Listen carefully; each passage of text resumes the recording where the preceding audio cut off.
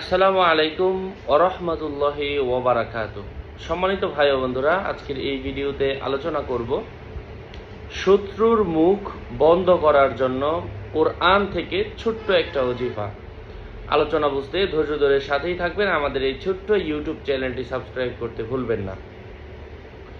সূরাতুল ইয়াসিনের 65 নম্বর আয়াত, সূরাতু আল মুরসালাতের 36 নম্বর আয়াত এবং সূরাতু আল বাকারার 18 নম্বর আয়াত।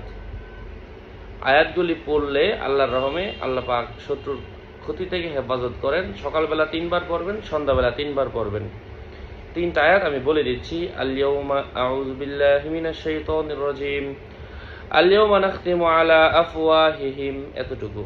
ওয়ালা ইউযানু লাহুম ফায়াতাযিরুন, তারপরে সুম্মুম বুকমুন উময়ুন ফাহুম লা ইয়ারজিউন ফাহুম লা ইয়াকিলুন।